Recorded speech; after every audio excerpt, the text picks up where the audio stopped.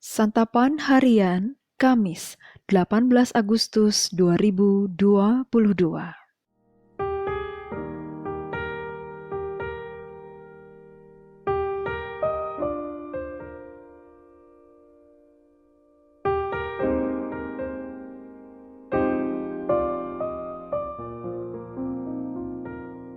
Inilah program Santapan Harian, sebuah program yang mengajak Anda menelusuri isi Alkitab agar Anda menemukan makna firman Tuhan sesuai dengan konteksnya. Santapan Harian tertuju bagi Anda yang ingin memiliki kehidupan rohani yang segar, kuat, dan sigap.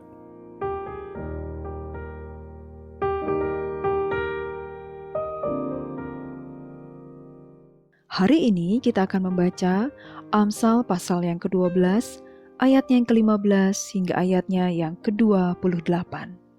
Namun sebelumnya, mari kita berdoa. Perlihatkanlah kepada kami, ya Kristus, petunjuk ketetapan-ketetapan-Mu, dan kami hendak memegangnya sampai saat akhir. Di dalam nama-Mu, Yesus Kristus, kami berserah. Amin.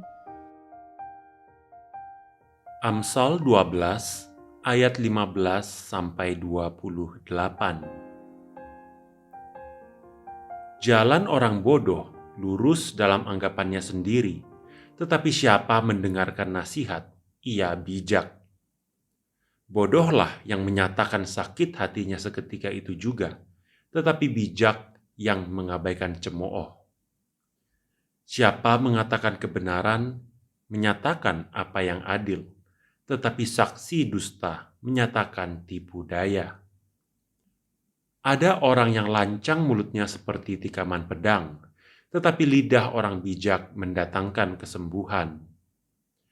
Bibir yang mengatakan kebenaran tetap untuk selama-lamanya, tetapi lidah dusta hanya untuk sekejap mata. Tipu daya ada di dalam hati orang yang merencanakan kejahatan, tetapi orang yang menasihatkan kesejahteraan mendapat sukacita. Orang benar tidak akan ditimpa oleh bencana apapun, tetapi orang fasik akan senantiasa celaka. Orang yang dusta bibirnya adalah kekejian bagi Tuhan, tetapi orang yang berlaku setia dikenannya. Orang yang bijak menyembunyikan pengetahuannya, tetapi hati orang bebal menyeru-nyerukan kebodohan. Tangan orang rajin memegang kekuasaan, tetapi kemalasan mengakibatkan kerja paksa. Kekhawatiran dalam hati membungkukkan orang, tetapi perkataan yang baik menggembirakan dia. Orang benar mendapati tempat penggembalaannya, tetapi jalan orang fasik menyesatkan mereka sendiri. Orang malas tidak akan menangkap buruannya, tetapi orang rajin akan memperoleh harta yang berharga. Di jalan kebenaran terdapat hidup, tetapi jalan kemurtatan menuju maut.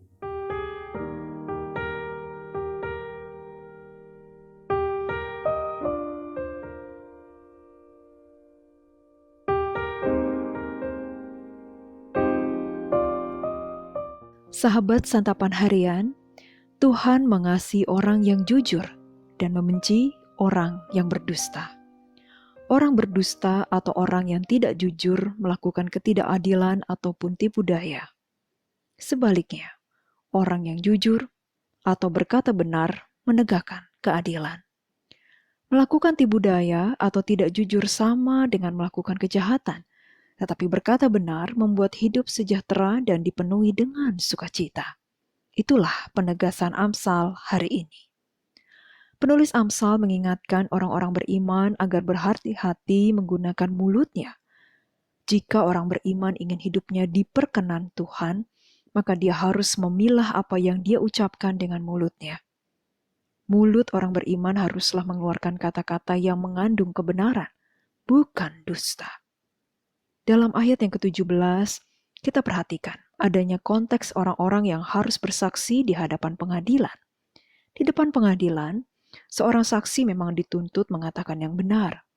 Kalau ia berkata benar, maka ia mendatangkan keadilan. Namun jika ia berkata dusta, ia tidak hanya melakukan tipu daya, melainkan juga kejahatan. Orang yang berkata benar akan tetap hidup, sedangkan orang yang berkata dusta akan dilenyapkan karena bibir dusta adalah kekejian bagi Tuhan. Orang yang mengikuti jalan yang benar atau yang berkata benar akan bahagia, sedangkan orang yang mengikuti jalan yang jahat atau berkata dusta dan merencanakan yang jahat, hidupnya menuju kepada maut. Jadi, bijaksanalah dalam berkata-kata. Kata-kata yang diucapkan dengan bijaksana akan menyembuhkan, tetapi yang diucapkan dengan sembarangan akan melukai. Nasihat dalam kitab Amsal menjadi penting di tengah perkembangan media sosial dewasa ini. Media sosial bisa menyajikan berita yang benar ataupun berita yang palsu atau hoax tanpa melalui saringan. Orang juga bisa menggunakan media sosial untuk mengatakan yang tidak benar tentang orang lain. Kita diingatkan untuk selalu berkata benar, sebab Tuhan mencintai orang-orang yang berkata benar. Jadi, hadirkan selalu sukacita melalui kata-kata yang benar dan kata-kata yang membangun. Mari kita berdoa. Bapa Surgawi, berilah kami hikmat untuk menyadari waktu dan cara yang tepat agar ucapan kami dapat bermanfaat bagi orang lain. Dalam kasih-Mu Kristus, kami memohon. Amin.